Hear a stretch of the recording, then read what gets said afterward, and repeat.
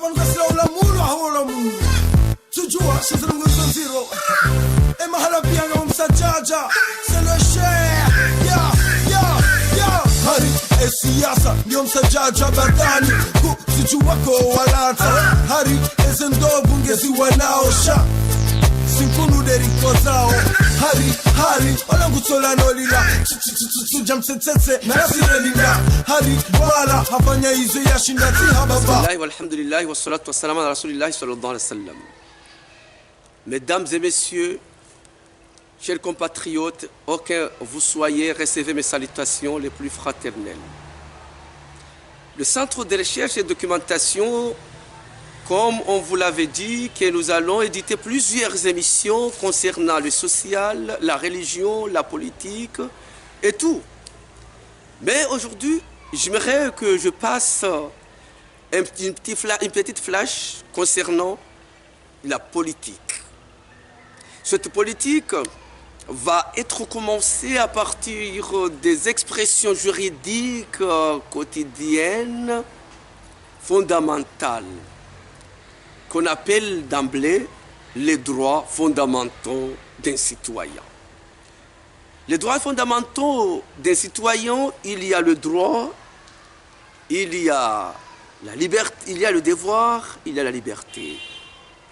Comme vous le savez que le droit, c'est lorsque chaque citoyen doit jouir une telle chose, une telle action, un tel acte, un tel moment dans son pays. Je donne un exemple qu'un citoyen doit avoir une propriété appartient à lui. Hein? Un citoyen a le droit, voyez, de vivre très bien.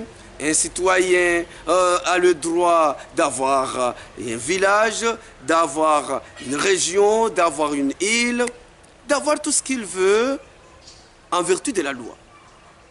Mais aussi ce citoyen, de son tour, doit avoir le devoir. Le devoir, c'est quoi? C'est lorsque un citoyen est appelé à acquitter, à donner, à accepter de laisser quelque chose de l'État.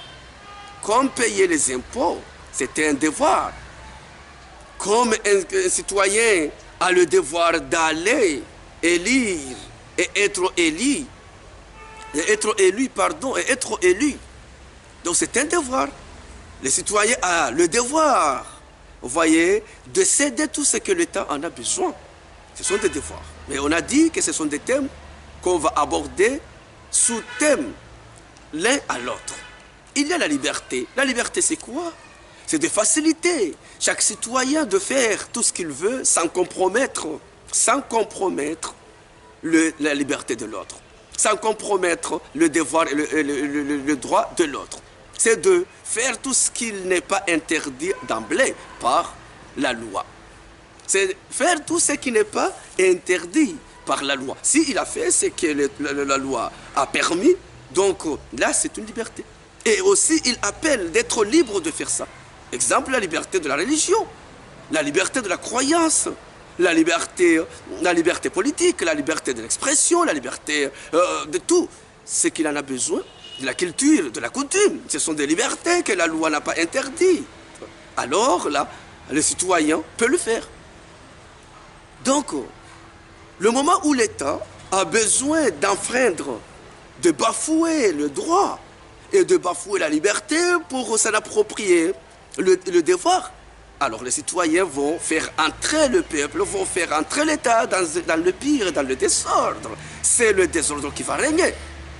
Quand ici, l'État ne respecte pas le devoir et la liberté des citoyens, d'emblée, il y aura le désordre dans la société.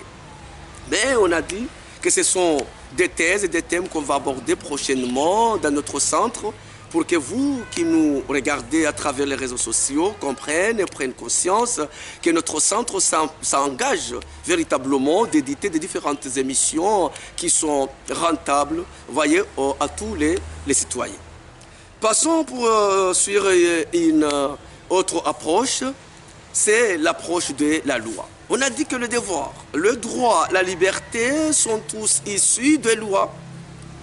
Un citoyen, lorsqu'il a entendu que vous êtes appelé à élire, c'est-à-dire à faire un choix d'une loi, vous devez penser et redoubler les efforts à votre conscience pour comprendre génialement, pour comprendre réellement quelle loi qui va être utilisée à mon endroit.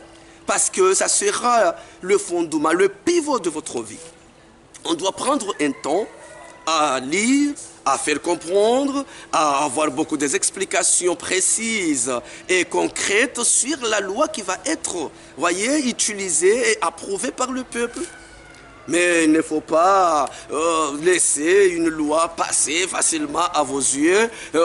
Finalement, cette loi va être utilisée à votre face. Vous allez réclamer que moi je ne veux pas. Non, non, non. Actuellement, il y a une loi qui est en train d'être choisie par le peuple. Alors vous, le peuple, vous devez redoubler les efforts. Vous devez demander beaucoup d'explications aux techniciens de cette loi, afin que vous puissiez donner votre favori à cette loi ou donner votre défavori à cette loi. C'est-à-dire d'approuver ou désapprouver cette loi. Pourquoi? Parce que votre devoir, votre liberté, votre droit sont garantis par cette loi.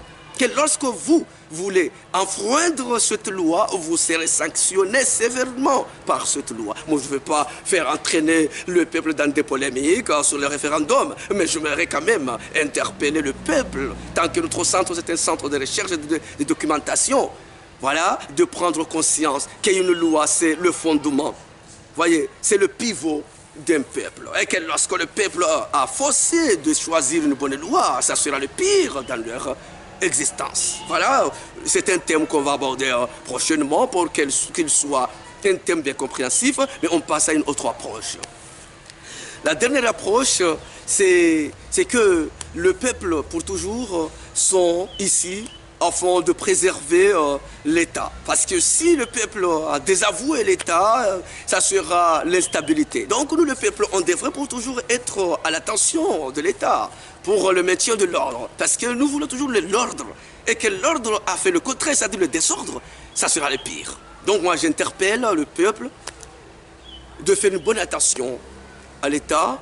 Et que l'État aussi, vous devez comprendre que sans le peuple, sans les citoyens, il y aura un État. Ça sera vraiment ce qu'on appelle la loi de la jungle. Et que nous voulons éviter, vous voyez, la loi de la jungle, mais nous voulons vivre comme des citoyens. Alors si nous voulons parler de citoyens, on devrait parler aussi de l'État, d'une bonne gouvernance. Bon, je ne vais pas entraîner la polémique, mais je vais mettre fin à mes propos pour vous donner une promesse que chaque approche qu'on a abordée ce jour-là, ça va être un thème très abordé pour bien rendre limpide ce que nous voulons véhiculer comme message fort à mon peuple selon notre centre de recherche et de documentation. Jusqu'à là, portez-vous bien, chers téléspectateurs, chers amis, chers amables de mes émissions. Et je vous passe des grands merci et de vous demander de passer votre temps dans des jouissances. Et gardez-vous bien car chaque jour est une vie. Je vous le remercie. Merci beaucoup et infiniment.